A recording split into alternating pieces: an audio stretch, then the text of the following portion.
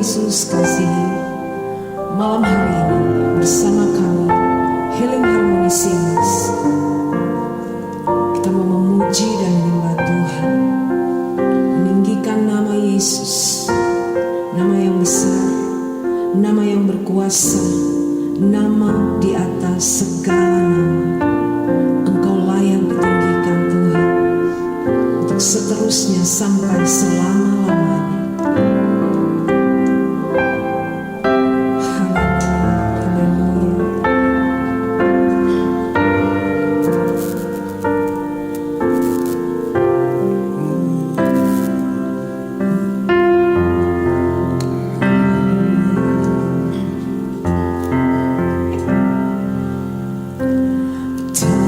Generations falling down in worship to sing the song of ages to the Lamb, and all have gone before us, and all will believe, will sing the song of ages to the Lamb.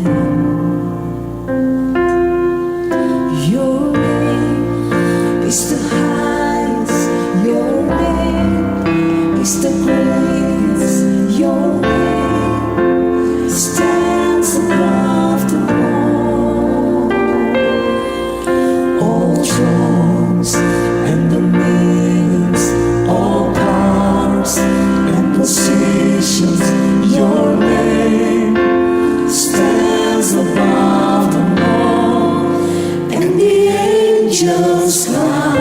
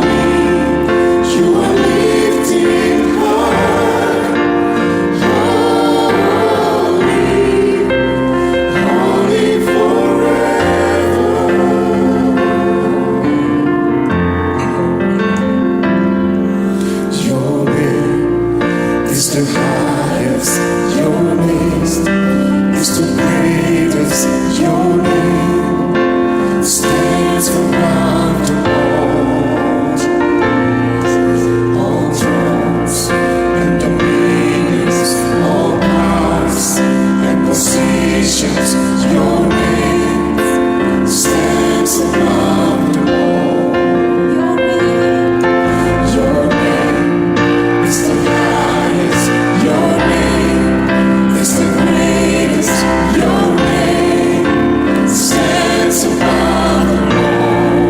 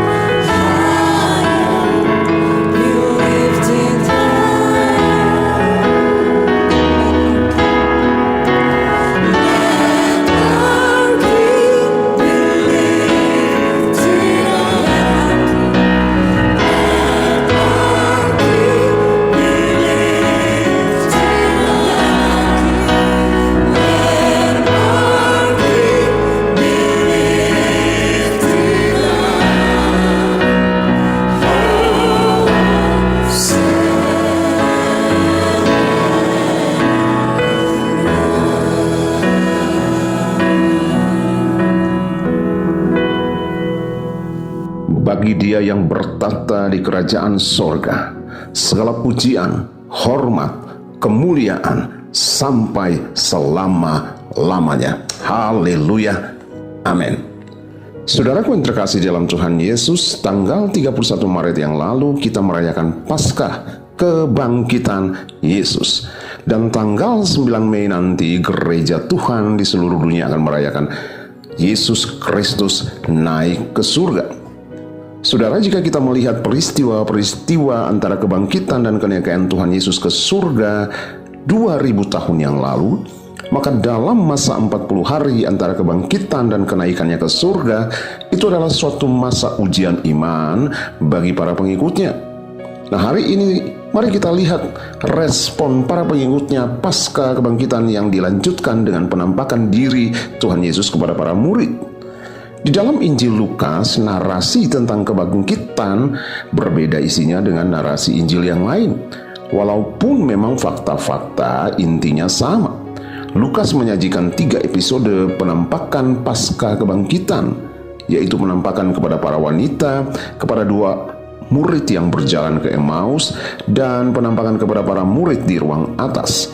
Lalu kemudian Lukas mengakhiri Injilnya dengan kenaikan Yesus Kristus ke surga. Dan saudaraku, dalam peristiwa Yesus menampakkan diri pasca kebangkitannya, ada hal yang menarik untuk menjadi pembelajaran penting bagi kita selaku pengikut Kristus. Yaitu yang saya temukan di sana adalah ketakutan, keraguan, dan kurang percaya. Ironisnya itu justru terjadi pada pengikut-pengikut atau murid-murid Yesus. Saudaraku, orang yang mengikuti Yesus secara dekat seperti halnya para murid ternyata juga memiliki masalah dengan mata hati dan mata rohani dan pikiran yang sangat lamban untuk percaya dan memahami kebenaran firman.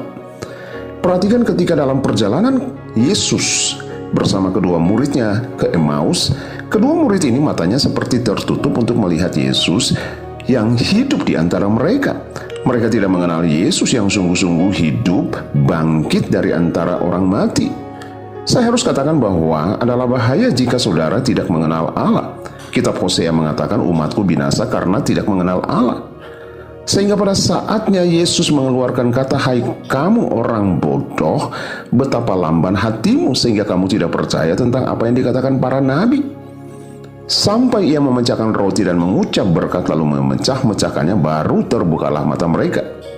Lalu kemudian peristiwa yang berikut, saudara, karena ketakutan, keraguan, dan ketidakpercayaan para murid, sehingga di dalam Lukas 24 ayat 37 mereka melihat bahwa Tuhan itu seperti hantu. Ketika tiba-tiba Yesus nongol dalam ruang yang tertutup di mana mereka sementara berkumpul. Saudara, memang menjadi masalah ketika mata manusia kita yang terbatas ini tidak mampu untuk melihat dan percaya kepada Allah dan firman-Nya. Orang saat ini yang tidak hidup dalam kebenaran firman-Nya dan tidak percaya akan kealahan Yesus lebih gampang menerima suatu kenyataan seperti ini. Contohnya, pekerjaan setan atau iblis melalui paranormal atau yang namanya orang pintar dianggap oleh sebagian kepercayaan itu adalah pekerjaan Tuhan. Dan lebih celaka lagi ketika pejabat-pejabat yang notabene orang cerdas, cendekiawan, yang suka menginginkan jabatan tertentu memakai cara-cara berguru ke orang pintar atau paranormal demi memenuhi keinginan hati mereka. Sementara pekerjaan Allah dalam Tuhan Yesus Kristus yang telah bangkit dari antara orang mati, oleh sebagian kepercayaan sangat susah menerima realita dan fakta aktual itu. Itu sebabnya Yesus berkata dalam Lukas 24 ayat 38, "Mengapa sebabnya timbul keraguan dalam hatimu?" Dan dalam peristiwa penampakan yang tertulis dalam Lukas 24 tersebut, sampai-sampai ia harus makan ikan goreng sebagai bukti bahwa ia hidup, ia bukan hantu. Saudara, memang keraguan bukan hal tabu karena itu masih wajar dan manusiawi. Bahkan keraguan dapat menuntun orang pada pencarian akan sebuah kebenaran yang lebih dalam dari sebelumnya. Tetapi bukan berarti Anda mesti hidup dalam keraguan-raguan setiap saat, setiap hari. Apalagi ketika Anda ragu akan firman Allah, itu adalah dosa. Seorang filsuf yang bernama Rene Descartes menggunakan metode keraguan-raguan agar dapat mencapai kebenaran yang dicarinya. Mulai dari kepastian menuju kepada keraguan, lantas sampai kepada kepastian lagi yang lebih dari sebelumnya. Itulah alur normal menurut Rene Descartes. Hari ini saudara, saya mau katakan bahwa para murid Yesus sempat mengalami keraguan berkaitan dengan iman mereka pada kebangkitan Yesus. Saya mencoba memahami akan keraguan mereka. Mengapa? Karena pemandangan yang mereka lihat saat itu belum pernah mereka alami sebelumnya. Saudaraku, memang mereka pernah melihat Tuhan Yesus membangkitkan Lazarus. Mereka pernah melihat Yesus membangkitkan anak dari janda di Nain. Tetapi mereka tidak melihat kematian Lazarus. Sedangkan kematian Yesus yang begitu tragis melalui berbagai proses penyiksaan bersimbah darah sampai meregang nyawa, mereka lihat dengan mata mereka sendiri. Sehingga itu memang menggoncangkan iman mereka. Dan menurut mereka tidak ada orang yang dapat selamat dari hukuman penyaliban yang kejam yang dialami oleh Yesus. Tetapi Yesus mengetahui keraguan mereka, dan ia bertanya, mengapa kamu terkejut dan apa sebabnya timbul keraguan-raguan di dalam hatimu? Yesus tidak menegur keras para murid sedang meragukan kebangkitan dan kehadirannya di tengah-tengah mereka. Bahkan ketika keraguan itu masih tetap ada setelah diberikan bukti bagi mereka, Yesus tetap tidak memarahi mereka. Malahan untuk kedua kalinya ia memberikan bukti bahwa ia sungguh-sungguh bangkit. Saudara, ada orang-orang Kristen yang tetap meragukan kebangkitan Yesus sekalipun Alkitab memberitahukan hal itu. Beberapa teolog Jerman pernah berkata bahwa Yesus itu mati tapi tidak bangkit. Ajarannya saja yang hidup sampai saat ini. Mereka tidak mau menerima bukti-bukti yang ada. Hati mereka bukan hati seorang murid yang bersedia terbuka terhadap kebenaran dari Sang Guru yang Maha Kuasa. Akibatnya mereka kehilangan iman kepada Yesus yang bangkit. Saudara, iman memang tidak bersifat statis tetapi dinamis. Terkadang iman kuat tapi juga bisa lemah. Kadang menggebu-gebu, kemudian iman yang loyo. Ketika itu terjadi, hari ini saya mau ingatkan saudara bahwa Yesus yang menguatkan para pengikutnya dalam penampakannya kepada mereka di dalam Yohanes 20 ayat 22.